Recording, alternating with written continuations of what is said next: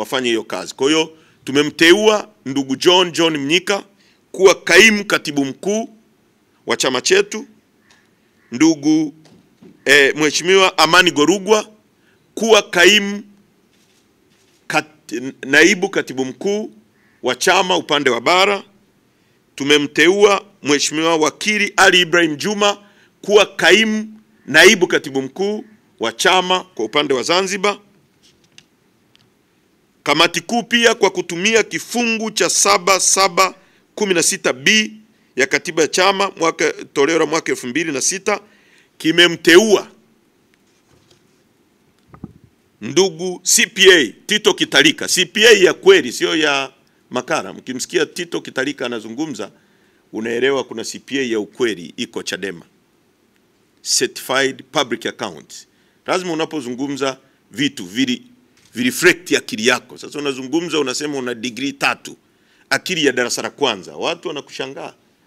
Sasa ukimsikiza Tito Kitalika anazungumza, unaona elimu, unaona busara, unaona uelekeo, unaona akili.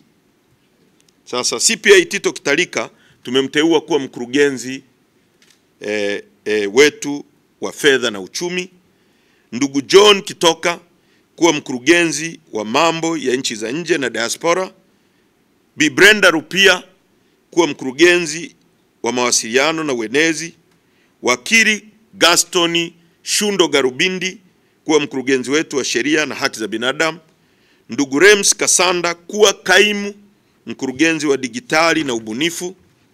Aidha, kamati kuu katika kutafakari kwa kina imeazimia kuwa itaita baraza kuu la chama ndani ya siku 60 kuanzia tarehe taarifa hii inapotolewa, kukamilisha kujaza nafasi za wajumbe wa bodi ya wadhamini kwa mujibu wa ibara ya 8.2 ya katiba ya chama toleo la mwaka 2016 na 2006 na katiba ya chama ya 2006 toleo la mwaka 2019, kusikiliza rufaa na kukamilisha mchakato wa uamuzi wa wajumbe 8 wa kamati kuu ya chama, kutafakari barua ya msajili.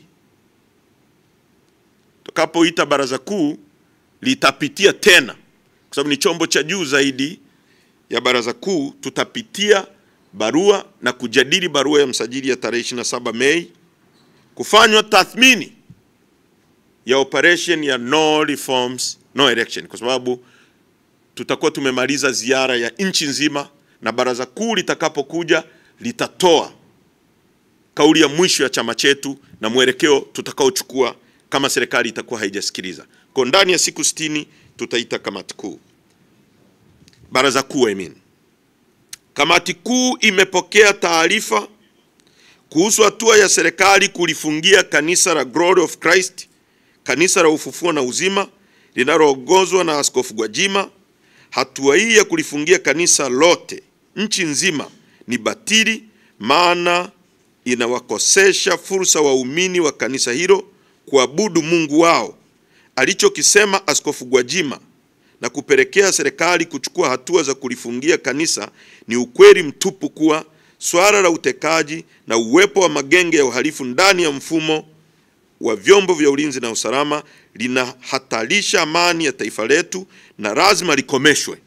Serikali na vyombo vya dola lazima viwajibike na sio kuzima kelele na vilio vya Watanzania ambao ndugu na rafiki zao wamepotezwa na kuuawa.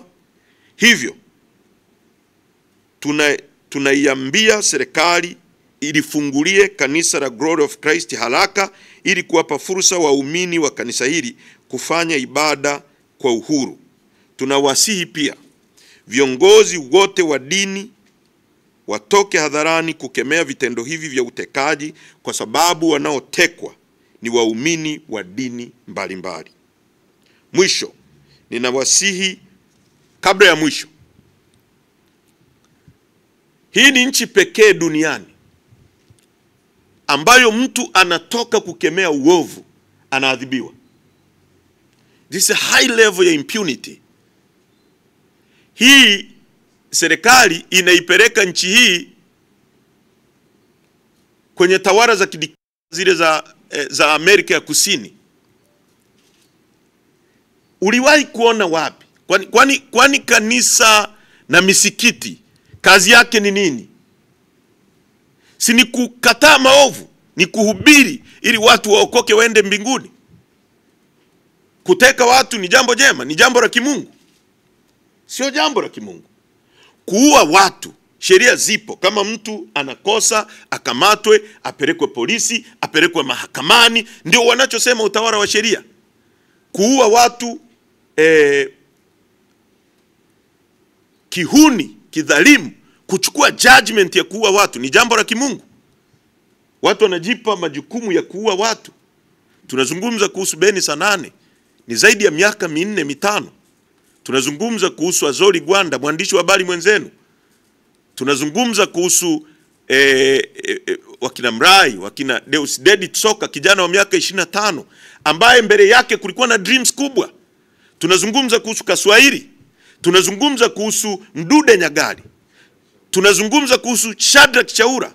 Tunazungumza kuhusu hata mjumbe wa mkutano mkuu wa CCM Bwana Daniel Choncholi amechukuliwa, watu wanatekwa. Leo askofu anatoka anakemea utekaji, anafungiwa kanisa, anaambiwa anafanya siasa. Utekaji sio siasa. Utekaji ni uhalifu, ni dhambi. Na viongozi wote wa dini, wale wanaosoma Biblia, waelewe watumishi wa Mungu wakina Abed, Meshach na kina Abednego. Wakina Meshach na Abednego walikuwa napinga tawala za kidhalimu kama hizi. Ni tawala kabisa zilikuwa za kiserikali. Mitume wengi tu wa Mungu wamesulubiwa kwa kupinga tawala za dhalimu. Na ndio kazi ya hasa ya dini. Alichokifanya Askofu Gwajima ndio kazi hasa ya kujenga waumini kwenda mbinguni kwa kuwafundisha kutenda haki na kutenda wema, kutokuteka watu, kutokuua watu, kutokudhulumu uhai wa watu. Na sisi tunaunga mkono alichokifanya Askofu Gwajima, na tunawasihi viongozi wengine wote wa dini watoke wakemee mambo haya ambayo sio mambo ya mazuri katika nchi yetu. Na sisi hatutanyamaza. Hatutanyamazia utekaji, hatutanyamazia uovu wowote katika nchi hii. Na kumbukeni, si kwa nini nyie waandishi tusaidieni kufanya analysis. Huyu Askofu Gwajima miezi kama 5-6 iliyopita alikuwa anazunguka nchi nzima. Anafanya mikutano ina watu 5,000, 6,000, 10. Anaimba mama oye. Watu wanapunga mkono, wanaounga mkono mama. Hapo alikuwa afanyi siasa. Hapo dini ilikuwa haiingilii siasa. Kama alivyosema baba askofu Bagonza, kwamba wakisema mama anaupiga mwingi, hapo hakuna siasa. Wakisema anaupiga mchache, hapo dini imeingia kwenye siasa. Askofu Gwajima alivyokuwa anasema mama hoye nchi nzima, hiyo ilikuwa vizuri kabisa. Leo Askofu Gwajima anasema mnateka watu, mnapoteza watu, Nongwa. Hatuwezi kubali. Hii nchi sio ya kikundi cha watu wanaoleta uhuni. Ndio maana tutawapinga. Na la mwisho ninawasihi wanachadema na Watanzania kwa ujumla kuwa Chadema ni chama pekee kinachoweza kuaminika katika kuwasemea mambo ya Watanzania. Tunachokipigania kina faida sana katika taifa hili. Ukweli unabaki kuwa ukweli. Tumekuwa na chaguzi za kihuni, huo ni ukweli. Tumekuwa na chaguzi zenye mauaji, huo ni ukweli.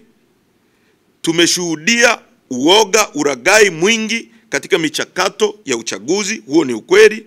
Tumeshuhudia wagombea wa vyama mbalimbali vya upinzani wakienguliwa kwa hila za Chama cha Mapinduzi, huo ni ukweli. Tumeshuhudia uchaguzi ukikosa maana na kutokuaminika, huo ni ukweli.